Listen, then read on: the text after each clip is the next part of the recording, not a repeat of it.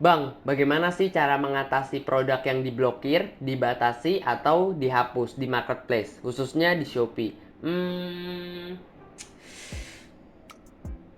Oke, jadi di sini saya akan beritahu kepada kalian mengenai cara mengatasi produk yang diblokir, dibatasi, ataupun dihapus di marketplace teman-teman. Dan saya juga punya pengalaman pribadi mengenai masalah ini. Dan akhirnya saya berhasil menemukan solusinya. Dan untuk solusi ini saya akan share pada video kali ini. Bagaimana untuk solusinya dan bagaimana untuk cara mengatasi masalah tersebut?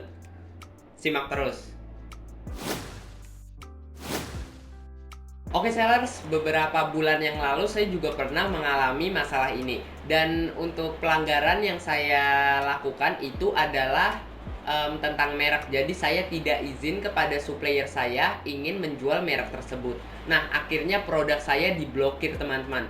Dan untuk solusinya itu kan biasanya kan ada notifikasi tuh. Nah, di notifikasi itu saya lihat dan ada solusinya yang diberikan langsung oleh Shopee-nya. Nah, di notifikasi tersebut saya harus izin terlebih dahulu pada suppliernya ketika saya ingin menjual produk yang memang dijual juga oleh suppliernya. Pokoknya intinya saya harus minta izin terlebih dahulu. Dan nanti kalau saya sudah minta izin baru produk saya bisa diaktifkan kembali.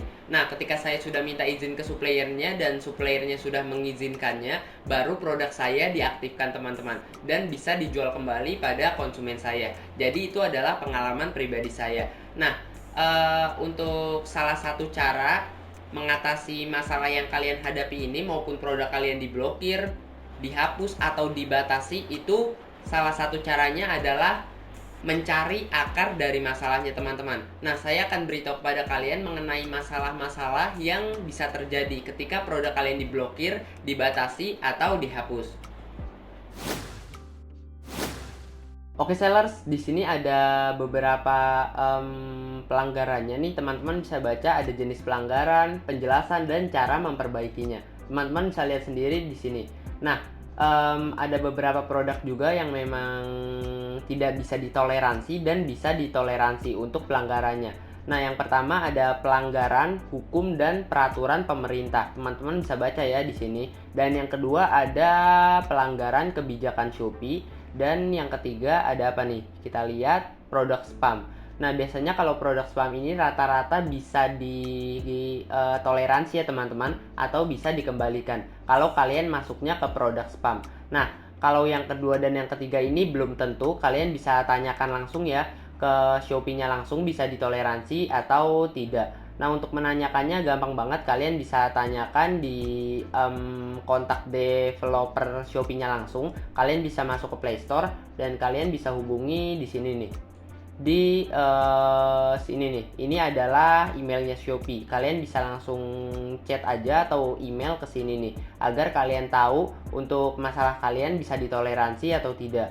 Atau untuk lebih lengkapnya lagi kalian bisa buka Shopee dan kalian bisa masuk ke bantuan nih. Di sini teman-teman, kita masuk, kemudian nanti kita pilih yang paling bawah. Ini ada nomor telepon dan juga emailnya. Kalian bisa hubungi melalui email ataupun nomor telepon kalau kalian ingin mengetahui informasi seputar permasalahan kalian dan kalian ingin cepat untuk mengatasi permasalahan tersebut. Kalian bisa kontak aja kedua nomor ini atau email ini ya. Oke, jadi seperti itu untuk jenis pelanggaran dan juga cara mengatasinya. Untuk jenis pelanggarannya di sini teman-teman bisa baca ada beberapa jenis pelanggaran. Teman-teman bisa lihat ya. Ada 6 nih, ada 6 kategori pelanggaran yang bisa teman-teman baca, dan tentunya untuk di setiap kategori itu ada yang bisa ditoleransi dan ada yang tidak. Nah, untuk mengetahuinya ya teman-teman tinggal langsung tanyakan ke Shopee melalui email ataupun melalui nomor telepon. Nah, mungkin kalian bisa screenshot dulu untuk layar kalian agar kalian bisa mengetahui email dan nomor telepon dari Shopee-nya langsung. Oke, jadi seperti itu ya.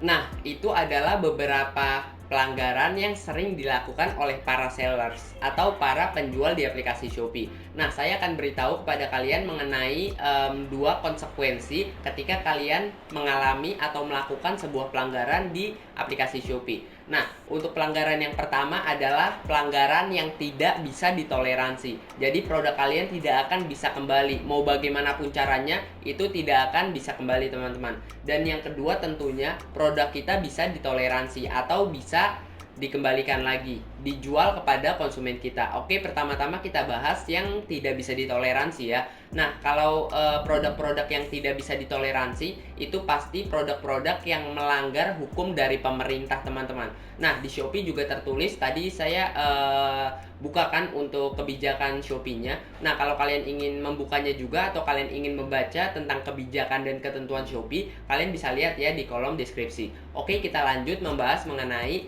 produk yang tidak bisa ditoleransi. Nah, untuk produk-produk yang tidak bisa ditoleransi itu pasti mereka melakukan sebuah pelanggaran. Nah, pelanggaran yang paling sering atau yang paling parah ketika produk kita tidak bisa ditoleransi itu yang pertama adalah menjual tembakau atau produk-produk terlarang seperti organ tubuh, ginjal, otak atau apapun itu, pokoknya tidak boleh menjual organ tubuh. Binatang langka itu juga tidak boleh ya teman-teman.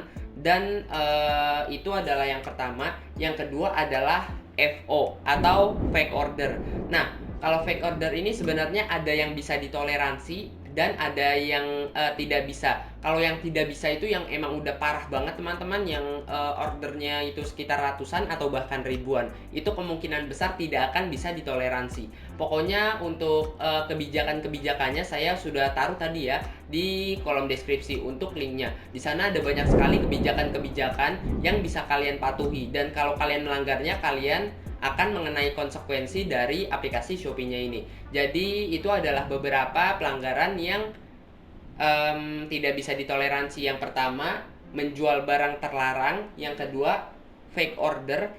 Nah, untuk yang ketiga adalah melanggar hak kekayaan intelektual. Nah, apa sih Bang yang dimaksud melanggar hak kekayaan intelektual? Nah, jadi untuk pelanggaran ini dilakukan ketika kita menjual suatu merek dan tidak izin teman-teman. Kasusnya seperti saya tadi tuh, masalah yang saya hadapi tadi dan saya ceritakan pada menit sebelumnya.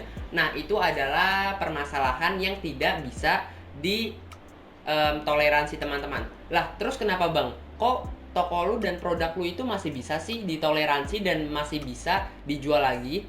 Oke, jadi gini. Nah, sebelumnya kan saya sama supplier itu kan sudah berhubungan dekat dan sudah bekerja sama lama. Nah, saya sebelumnya sudah bekerja sama di Bukalapak juga kan, jadi saya sudah minta izin di Bukalapak. Nah, ketika saya ingin membuka toko Shopee dan ingin melebarkan sayap saya ke Shopee, itu saya lupa minta izin dan minta bantuan kepada suppliernya ini. Saya asal upload aja dan gak minta izin dulu.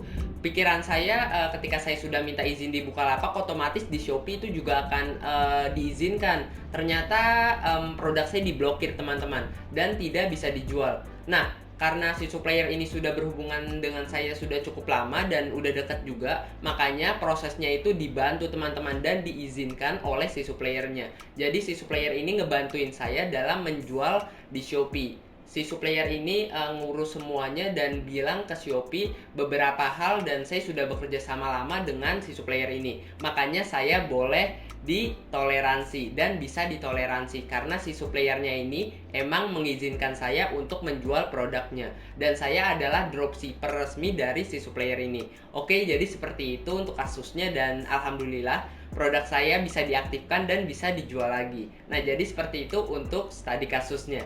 Nah, untuk kalian nih yang ingin cari-cari supplier yang baik juga dan tentunya berkualitas, kalian bisa lihat ya untuk linknya di pojok kanan atas di sini dan di sini mungkin. Kalian bisa lihat di sana.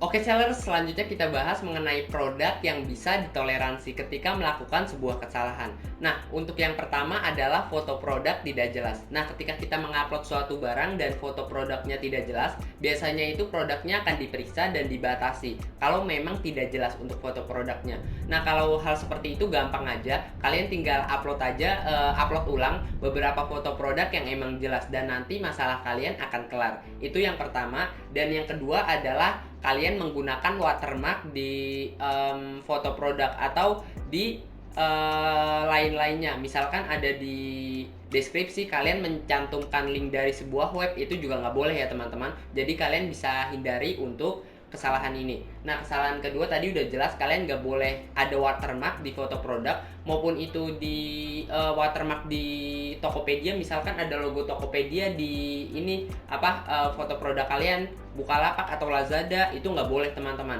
karena itu dilanggar langsung oleh aplikasi Shopee-nya. Nah, jadi begitu ya, itu adalah yang kedua. Dan untuk yang ketiga adalah keterangan tidak lengkap di deskripsinya teman-teman, ataupun di keterangan lainnya, atau keterangan tidak sesuai, itu juga bisa dibatasi untuk produk kita.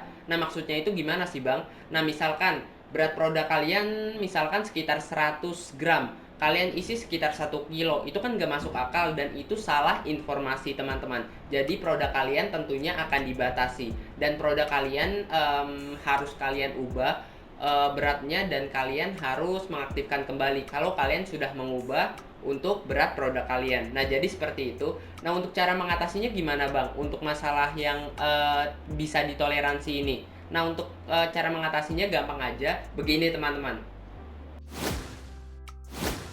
Nah, untuk cara mengatasi masalah teman-teman di sini seperti yang sudah saya bilang tadi, teman-teman bisa hubungi pihak Shopee-nya langsung melalui email. Nah, di sini ada email Shopee nih. Kalau kalian ingin mengetahuinya ya kalian tinggal masuk aja ke Play Store, dan kalian kalau udah berhasil masuk pada Play Store, kalian tinggal cari aja untuk kontak developernya. Nah, ini ada kontaknya, kontak email. Atau kalau teman-teman ingin mudah, teman-teman bisa screenshot nih untuk nomor teleponnya atau emailnya. Nah, emailnya tadi sudah saya kasih tahu ya. Nah, emailnya ini nih teman-teman.